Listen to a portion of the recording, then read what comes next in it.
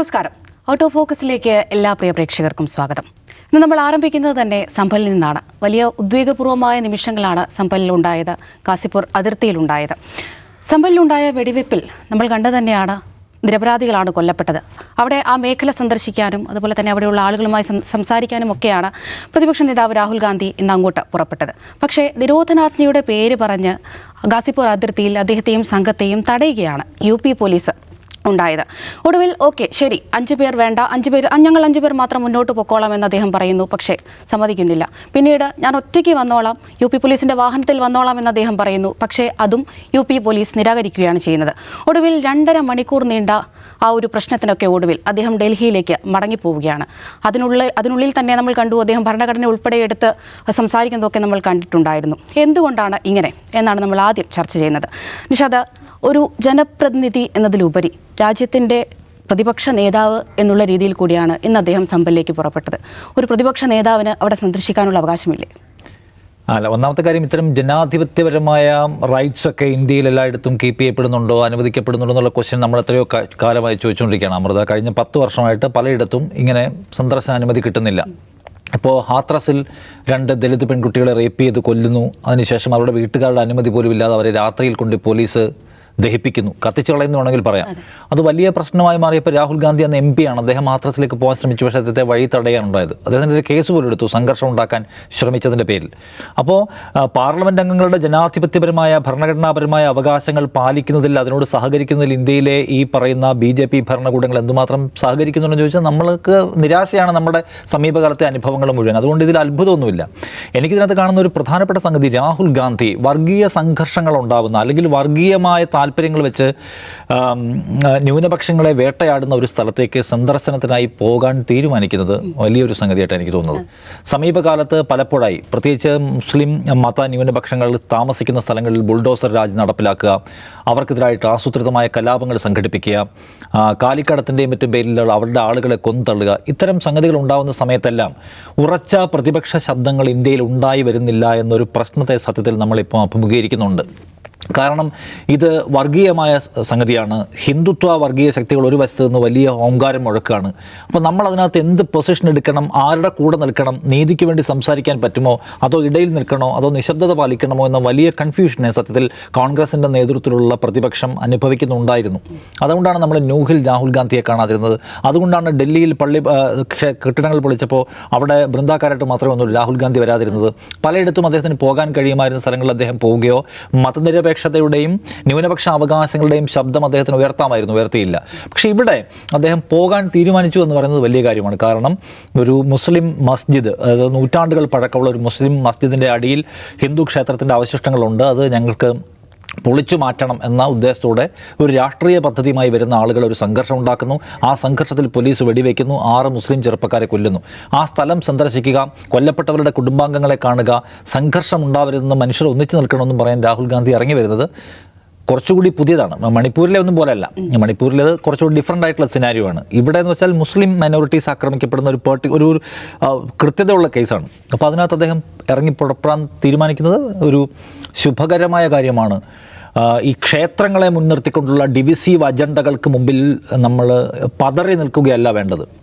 അപ്പോൾ കോൺഗ്രസിനകത്ത് പൊസിഷൻ എടുത്തിട്ടുള്ളതെന്ന് വെച്ചാൽ ക്ഷേത്രങ്ങൾ, പള്ളികളിലെല്ലാം ഈ പറയുന്ന എക്സ്കവേഷൻ നടക്കണം, അല്ല എന്താണ് പറയുക, ഈ കുഴിച്ചു പരിശോധന നടത്തണം എന്ന് പറയുന്ന ആശയം അംഗീകരിക്കരുത്. 91 ആക്ട് നടപ്പിലാക്കണമെന്ന കുറച്ചുകൂടി തെളിമയുള്ള നിലപാട് കോൺഗ്രസ് ഇപ്പോൾ എടുക്കുന്നു.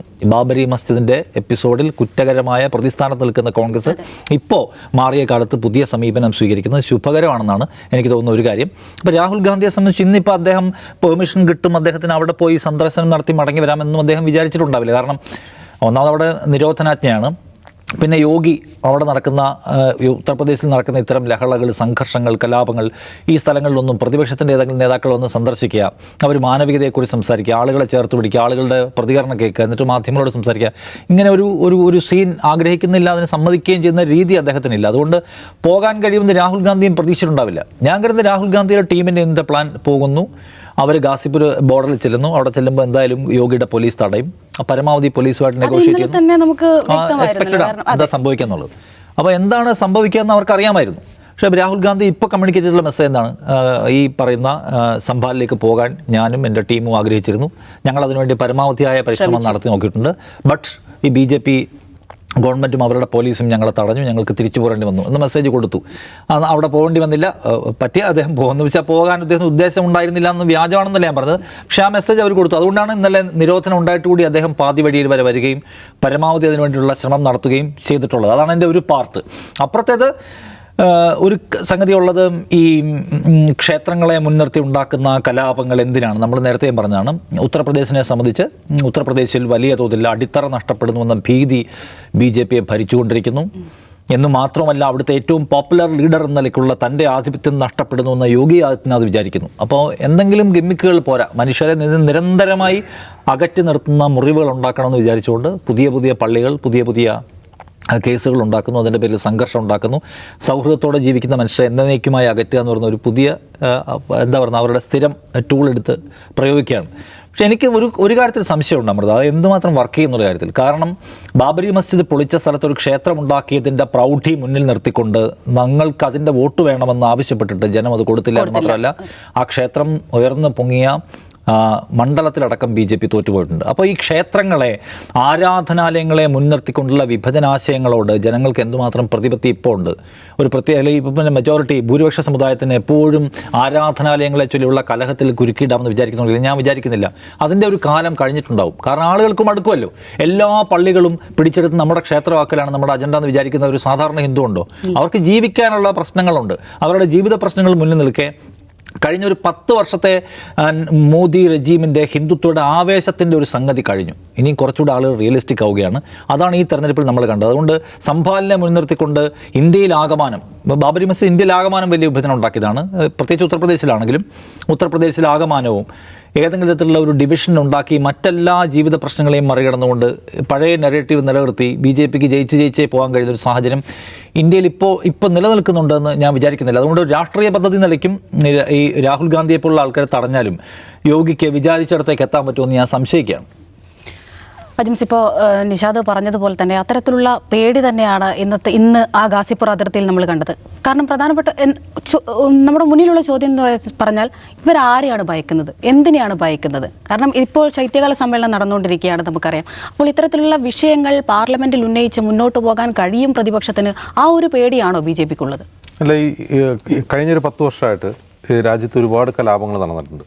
ഒരുപാട് കലാപങ്ങൾ, ചെറിയ കലാപങ്ങൾ, അതുപോലെ ആൾക്കൂട്ട കൊലകൾ, ഇതൊക്കെ നടന്നിട്ടുണ്ട്. ഈ ആൾക്കൂട്ട കൊലകളിലൊന്നും ഈ പ്രതിപക്ഷത്ത് നിന്നുള്ളൊരു ദേശീയ നേതാവിന് പോകാൻ കഴിയില്ല, ഒരിക്കലും കഴിഞ്ഞിട്ടില്ല. അവർ പോയിട്ടില്ല. പോയാൽ തന്നെയും അത് തടയപ്പെടുകയാണ് ചെയ്യുക. അങ്ങനെ എന്തെങ്കിലും സന്ദർശനം അനുവദിക്കാറില്ല. ഇപ്പോൾ UP പോലെ, രാജസ്ഥാൻ പോലെ, മധ്യപ്രദേശ് പോലെ BJP ഭരിച്ചുകൊണ്ടിരിക്കുന്ന സംസ്ഥാനങ്ങളിലൊന്നും അത്തരത്തിലുള്ളൊരു സന്ദർശനമോ അങ്ങനെയൊന്നും അനുവദിക്കാറില്ല. അത് അനുവദിക്കാത്തതിൻ്റെ ഒരു കാരണം അതുണ്ടാക്കുന്ന വേറൊരു നറേറ്റീവ് ഉണ്ടല്ലോ. ഇപ്പോൾ കലാപത്തിൽ ഭരണകൂടത്തിൻ്റെ പങ്കെന്താണ്, ഭരണകൂടം അതിനെ എങ്ങനെയാണ് ഇൻസ്റ്റിഗേറ്റ് ചെയ്യുന്നത് തുടങ്ങിയ കാര്യങ്ങൾ പ്രതിപക്ഷം ഉന്നയിക്കുമ്പോൾ അത് അവർക്കുണ്ടാകുന്ന പൊളിറ്റിക്കൽ ഡാമേജ് തടയുക എന്നുള്ളതാണ് അതിൻ്റെ ഒന്നാമത്തെ കാര്യം തന്നെ. രണ്ടാമത്തെ കാര്യം നിഷാദ് ഇവിടെ ചൂണ്ടിക്കാട്ടിയതുപോലെ യഥാർത്ഥത്തിൽ ഈ രാഹുൽ ഗാന്ധി ഇപ്പോൾ അദ്ദേഹം ലീഡർ ഓഫ് ഓപ്പോസിഷനാണ്. അദ്ദേഹം കോൺഗ്രസിൻ്റെ മുതിർന്ന നേതാവായിരിക്കും തന്നെ ഇത്തരം പ്രശ്നങ്ങളിൽ അദ്ദേഹം എത്ര ഇടപെട്ടിട്ടുണ്ട് എന്നുള്ളൊരു ക്വസ്റ്റ്യൻ ഉണ്ട്. അത് ഇടപെടുന്നുണ്ട്. ഇപ്പോൾ അദ്ദേഹം ഭാരത് ജോഡോ യാത്ര നടത്തിയിരുന്നു. അത് ഈ സ്നേഹത്തിൻ്റെ കട തുറക്കാൻ വേണ്ടിയുള്ള യാത്ര തന്നെയാണ്. വെറുപ്പിനെതിരും വിദ്വേഷത്തിനെതിരെയൊക്കെ തന്നെയാണ്, ശരിയാണത്. പക്ഷേ നമ്മൾ മുമ്പ് ഇവിടെ സംസാരിച്ചിട്ടുണ്ട്, ഈ ഭാരത് ജോഡോ യാത്രയുടെ ഒരു പ്രശ്നം, ഭാരത് ജോഡോ യാത്ര ഒരു രാഷ്ട്രീയ യാത്രയല്ല, അതൊരു സോഷ്യൽ റിഫോർമേഷൻ യാത്രയാണ്. അതിപ്പോൾ പണ്ട് മഹാത്മാഗാന്ധി നടത്തിയതുപോലെ അല്ലെങ്കിൽ സാമൂഹിക നവോത്ഥാന പ്രവർത്തകർ നടത്തുന്ന പോലെ ഒരു യാത്രയാണ്. ഒരു വെറുപ്പിൻ്റെ അന്തരീക്ഷം നിലനിൽക്കുമ്പോൾ ജനങ്ങളിലേക്ക് സ്നേഹത്തിൻ്റെ വിത്ത് വിതയ്ക്കുന്ന യാത്ര, അതൊരു സോഷ്യൽ റിഫോർമേറ്റീവ് യാത്രയാണ്, അതിനൊരു രാഷ്ട്രീയ യാത്രയല്ല. എങ്ങനെയാണ് അത് രാഷ്ട്രീയ യാത്രയാവുന്നത്? ആ രാഷ്ട്രീയ യാത്രയാവുന്നത് എപ്പോഴാണെന്ന് വെച്ചാൽ അതിൽ നാനാ ഭാഗത്തു നിന്ന് ജനങ്ങൾ അണിചേരുകയും അതിൽ രാഷ്ട്രീയ മുദ്രാവാക്യം ഉയർത്തുമ്പോഴാണ്. രാഷ്ട്രീയ മുദ്രാവാക്യം അതിൻ്റെ ഒരു ഉദാഹരണം ഞാൻ പറയാം. ഇപ്പോൾ ഷാജഹാൻ പുരിയിൽ ബുൾഡോസർ രാജ് നടക്കുകയാണ്. ബൃന്ദ കാരാട്ട് ആ ബുൾഡോസറിൻ്റെ മുമ്പിൽ കയറി നിൽക്കുന്ന ഒരു ചിത്രം നമുക്ക് ഓർമ്മയുണ്ട്. അതൊരു രാഷ്ട്രീയ പ്രവർത്തനമാണ്, അതൊരു പൊളിറ്റിക്കൽ ആക്റ്റാണ്. അതിന് മുമ്പിലേക്ക് കയറി നിൽക്കുക. അതേസമയം ഇപ്പോൾ നൂഹ് കലാപം നടക്കുന്നു. നൂഹ് കലാപം എങ്ങനെ പൊട്ടിപ്പുറപ്പെടുമെന്ന് അറിയാം. പക്ഷെ ആ നൂഹ് കലാപം തടയാൻ വേണ്ടി ഒരു രാഷ്ട്രീയ നേതാവിന് മുമ്പിൽ വന്നു നിന്നില്ല. ഒരാൾ അതിന് മുമ്പിലുണ്ടായിരുന്നില്ല, അത് തടയാൻ വേണ്ടി ഒരാളുണ്ടായിരുന്നില്ല നൂഹിൽ. ഇത് ഞാൻ രണ്ട് താരതമ്യം പറയുന്നത് വെച്ചാൽ എന്താണ് ഒരു രാഷ്ട്രീയ പ്രവർത്തനം, മറ്റൊന്ന് സാമൂഹിക നവോത്ഥാന പ്രവർത്തനം എന്ന് പറയാൻ വേണ്ടിയാണ്. ഇപ്പോൾ ഇന്ന് സംഭലിലേക്ക് ലീഡർ ഓഫ് ഒപ്പോസിഷൻ എന്ന നിലയിൽ അദ്ദേഹത്തിൻ്റെ യാത്ര രാഷ്ട്രീയ യാത്ര തന്നെയാണ്, അതിൽ സംശയമില്ല. കാരണം രാജ്യത്തെ പ്രതിപക്ഷ നേതാവ് എന്ന നിലയിൽ ഈ 5 പേർ വെടിയേറ്റ് മരിച്ച സംഭവസ്ഥലം സന്ദർശിക്കുക എന്നുള്ളത്, അത് മാത്രമല്ല യു പിയിൽ നിന്നുള്ള MP കൂടിയാണ് രാഹുൽ ഗാന്ധി. അദ്ദേഹത്തിന് അങ്ങോട്ട് പോകാൻ കഴിയില്ല എന്ന് UP സർക്കാർ പറയുന്നതും ഒരു രാഷ്ട്രീയമായ പ്രവർത്തനമാണ്. അത് തടയുക എന്നുള്ളത് രാഷ്ട്രീയ പ്രവർത്തനമാണ്. ഇപ്പം ഇന്ന് രാഹുൽ ഗാന്ധി ചെയ്തെന്താണ്, ഒരു ലീഡർ ഓഫ് ഒപ്പോസിഷൻ എന്ന നിലയിൽ ഈ വിഷയം ഉന്നയിക്കുകയും അദ്ദേഹം അവിടെ പോകാൻ ശ്രമിക്കുകയും പരാജയപ്പെട്ട് മടങ്ങുകയും ചെയ്യുകയാണ്. അദ്ദേഹം ആ വിഷയത്തെ രാഷ്ട്രീയമായി ഉന്നയിച്ചിരിക്കുന്നു. കോൺഗ്രസും രാഹുൽ ഗാന്ധിയും ഇപ്പോൾ കഴിഞ്ഞ കുറേ നാളുകളായി തുടരുന്ന ഒരു രീതിയെക്കുറിച്ച് നിഷാദ് പറഞ്ഞു. ബാബരി മസ്ജിദാണ് അതിൻ്റെ തുടക്കം. ബാബരി മസ്ജിദ് പ്രശ്നം കോടതിയിൽ നിൽക്കുന്ന സമയത്ത് ടെലിവിഷൻ ചർച്ചകളിൽ കോൺഗ്രസിൻ്റെ പ്രതിനിധികൾക്ക് വിലക്കായിരുന്നു. അവിടെ പോയി ഒന്നിനെപ്പറ്റി സംസാരിക്കേണ്ടതില്ല എന്നായിരുന്നു അവർ പറഞ്ഞത്. പിന്നീട് എന്താണ്, അവിടെ രാമക്ഷേത്രം പണിതപ്പോൾ അതിനോട് സ്വീകരിക്കേണ്ട നയം എന്താണ് എന്ന കാര്യത്തിൽ കോൺഗ്രസിനകത്ത് ആശയ അവ്യക്തതയുണ്ടായി. ഒടുക്കം അവർ ആ പരിപാടിയിൽ പങ്കെടുക്കേണ്ടതില്ല, പ്രാണപ്രതിഷ്ഠയിൽ പങ്കെടുക്കേണ്ടതില്ല എന്ന് തീരുമാനിച്ചിരുന്നുവെങ്കിൽ പോലും അവിടെ പ്രിയങ്ക ഗാന്ധി എന്നാണ് പറയുന്നത്, ആ രാമക്ഷേത്രം ദേശീയ ക്ഷേത്രമാണ്, ദേശീയ പ്രാധാന്യമുള്ളതാണ് എന്ന് പറയുന്നു. ദിഗ്വിജയ് സിംഗ് അതിലേക്ക് സംഭാവന അർപ്പിക്കുന്നു. ഇതൊക്കെ പങ്കെടുക്കാതിരിക്കാൻ പറഞ്ഞത് നിർമ്മാണം പൂർത്തിയാകുമ്പോൾ ഉദ്ഘാടനം ചെയ്ത് ശ്രമിക്കുന്നതാണ്. അപ്പോൾ ഇതിൻ്റെ പിന്നിലൊരു ചരിത്രപരമായ പ്രശ്നം കൂടിയുണ്ട് ഇത്തരം വിഷയങ്ങളിൽ. അതിൻ്റെ ഒരു കാരണം എന്ന് വെച്ചാൽ ഇപ്പോൾ ഈ രാമക്ഷേത്ര മൂവ്മെൻറ്റ്, ഈ അയോധ്യ മൂവ്മെൻറ്റ് എന്ന് പറയുന്നത് നമ്മളെല്ലാം വിചാരിക്കുന്നത് RSSൻ്റെ എന്തോ ഒരു പ്രൊജക്റ്റാണ്. യഥാർത്ഥത്തിൽ ഇത് RSSൻ്റെ മാത്രം പ്രൊജക്റ്റായിരുന്നില്ല, അത് കോൺഗ്രസിൻ്റെ കൂടി പ്രൊജക്റ്റായിരുന്നു. ഗുൽസാരിലാൽ നന്ദ എന്നൊരു പേര് കേട്ടിട്ടുണ്ടാവും അമൃത, സ്കൂളിൽ പഠിച്ചിട്ടുണ്ട്. ആക്ടിംഗ് പ്രധാനമന്ത്രിയായിട്ട് 2 തവണ അദ്ദേഹം ഇന്ത്യയുടെ ആക്ടിംഗ് പ്രധാനമന്ത്രിയായിട്ടുണ്ട്. കോൺഗ്രസ് ലീഡറായിരുന്നു, വളരെ സിമ്പിളായിട്ടുള്ള ജീവിതം നയിച്ചുകൊണ്ടിരുന്ന ആളാണ്. RSS പോലും ഈ പറയുന്ന അയോധ്യ മൂവ്മെൻറ്റിൻ്റെ പൂർണ്ണ പങ്കാളിയാവാതിരിക്കുന്ന സമയത്ത് വിശ്വ ഹിന്ദു പരിഷത്ത് അയോധ്യയിൽ നടത്തിയ ഈ അയോധ്യ സമ്മേളനത്തിൽ പങ്കെടുത്ത ആളാണ് ഗുൽസാരിലാൽ നന്ദ. അവിടെ നിന്നുള്ളൊരു കോൺഗ്രസ് നേതാവ് കൂടി ആ പരിപാടിയിൽ പങ്കെടുത്തിരുന്നു. അപ്പോൾ ഈ പറയുന്ന ഇന്ത്യയിൽ ഹിന്ദുത്വ രാഷ്ട്രീയത്തിന് തേരോട്ടം തുടങ്ങി വയ്ക്കുന്ന അയോധ്യ മൂവ്മെൻറ്റിൽ യഥാർത്ഥത്തിൽ കോൺഗ്രസ് മൗനമായിട്ട് തന്നെ പങ്കാളികളായിരുന്നു. അപ്പോൾ ഈ ബാബരി മസ്ജിദിൻ്റെ ഡെമോളിഷനിലേക്ക് അത് നയിച്ചു. അത് ബാബരി മസ്ജിദിൻ്റെ തകർച്ചയിലേക്ക് മാത്രമല്ല, ഉത്തർപ്രദേശ് ഉൾപ്പെടെ ഉത്തരേന്ത്യയിലെ ഒരുപാട് സംസ്ഥാനങ്ങളിൽ കോൺഗ്രസിൻ്റെ തകർച്ചയിലേക്ക് കൂടിയാണ് നയിച്ചത്. അപ്പോൾ ഇത് രണ്ടും, ഇത് ചരിത്രപരമായ വസ്തുക്കൾ മുൻനിർത്തി കോൺഗ്രസ് യഥാർത്ഥത്തിൽ എടുക്കേണ്ട രാഷ്ട്രീയ നിലപാട് എന്താണ്? അതായത് അറച്ചറച്ച് ഹിന്ദുത്വ രാഷ്ട്രീയത്തെ നേരിടണോ? അതായത് ഹിന്ദുത്വ രാഷ്ട്രീയത്തെ തുറന്ന് എതിർക്കുമ്പോൾ ഞങ്ങൾക്കുള്ള എന്താണ് സീറ്റും വോട്ടും കൂടി നഷ്ടപ്പെടുകയാണ് ചെയ്യുക. ഇനി അറച്ചറച്ച് എതിർത്ത് കഴിഞ്ഞാൽ എന്തെങ്കിലും ഡിവിഡൻഡ് ഞങ്ങൾക്ക് ലഭിക്കുമോ എന്ന കാര്യത്തിൽ ഇപ്പോഴും അവർക്ക് വ്യക്തതയില്ല എന്നാണ് പലപ്പോഴും തോന്നാറുള്ളത്. അതിൻ്റെ കാരണം എന്ന് വെച്ചാൽ, ഇപ്പോൾ ഹിന്ദുത്വ എന്ന് പറയുന്നത് ഇന്ത്യ എന്ന ആശയത്തിനെതിരാണ്. RSSും BJPയും മുന്നോട്ട് വയ്ക്കുന്ന രാഷ്ട്രീയം ഇന്ത്യ എന്ന ആശയത്തിനെതിരാണ് എന്നാണ് രാഹുൽ ഗാന്ധി പറഞ്ഞുകൊണ്ടിരിക്കുന്നത്. എങ്കിൽ ഹിന്ദുത്വത്തെ തുറന്നെതിർക്കുകയാണ് വേണ്ടത്, അത് അറച്ചറച്ച് എതിർക്കണോ? ചില വിഷയങ്ങൾ മാത്രം ഏറ്റെടുക്കുകയോ ചില വിഷയങ്ങൾ മാറ്റിവെക്കുകയോ ചെയ്യണോ? ഈ ഒരു അവ്യക്തത മാറ്റിവെക്കുന്നതിൻ്റെ തുടക്കമായിട്ട് വേണ്ടി നോക്കുന്നത് സംഭൽ യാത്രയെ കാണാം. അതായത് സംഭലിലേക്ക് പോയി കഴിഞ്ഞാൽ, ഇപ്പോൾ ഇന്ന് BJP ആരോപിച്ചത് എന്താണ്? കോൺഗ്രസ് സമാജ്വാദി പാർട്ടിയുടെ പുറകെയാണ്. അതായത് സമാജ്വാദി പാർട്ടി എന്ന് പറഞ്ഞാൽ BJP അവിടെ പെയിൻറ്റ് ചെയ്യുന്നത് അതൊരു ന്യൂനപക്ഷ പാർട്ടിയാണെന്നാണ്. ഇതൊരു ന്യൂനപക്ഷ പാർട്ടിയാണ് സമാജ്വാദി പാർട്ടി. അഖിലേഷ് യാദവ് ഈ മൈനോറിറ്റി വോട്ട് പിടിക്കാൻ വേണ്ടിയാണ് ഇത് കാണിക്കുന്നതാണ് പറയുക. ആ വഴിയാണ് കോൺഗ്രസ് പോകുന്നതാണ്. അങ്ങനെ ആക്ഷേപിക്കുമ്പോൾ അതിൽ ചൂളിപ്പോവുകയും അങ്ങനെ ആക്ഷേപം ഏറ്റു കഴിഞ്ഞാൽ ഞങ്ങൾക്ക് ഈ രാജ്യത്തെ ബഹുഭൂരിഭാഗം വരുന്ന ജനങ്ങൾ വോട്ട് ചെയ്യില്ല എന്നും കോൺഗ്രസ് ചിന്തിക്കുന്നുണ്ടോ എന്നുള്ളതാണ് പ്രധാനം. അവിടെ ഒരു വ്യക്തത വരേണ്ടതുണ്ട്. ആ വ്യക്തതയിൽ അവരുടെ രാഷ്ട്രീയ നിലപാട് അവർ പ്രഖ്യാപിക്കേണ്ടതുണ്ട്. അതിനൊരു തുടക്കമാണ് ഈ സംഭൽ യാത്ര. മുടങ്ങിപ്പോയ സംഭൽ യാത്രയെങ്കിൽ ആ യാത്ര കോൺഗ്രസിനെ സംബന്ധിച്ച് വിജയമാണ്. അതെ, തീർച്ചയായും അത്തരത്തിൽ ഒരു രാഷ്ട്രീയ ലക്ഷ്യം വെച്ചിട്ടുള്ളൊരു യാത്ര തന്നെയാണോ എന്നുള്ളതൊക്കെ പരിശോധിക്കേണ്ടിയിരിക്കുന്നു. അതുപോലെ തന്നെ ഇനിയിപ്പോൾ നിരോധനാജ്ഞ കഴിഞ്ഞ് വീണ്ടും മടങ്ങി എത്തുമോ രാഹുൽ ഗാന്ധിയും സംഘവും എന്നുള്ള കാര്യം കൂടി എടുത്ത് ചോദിക്കേണ്ട ഒരു കാര്യം തന്നെയാണ്.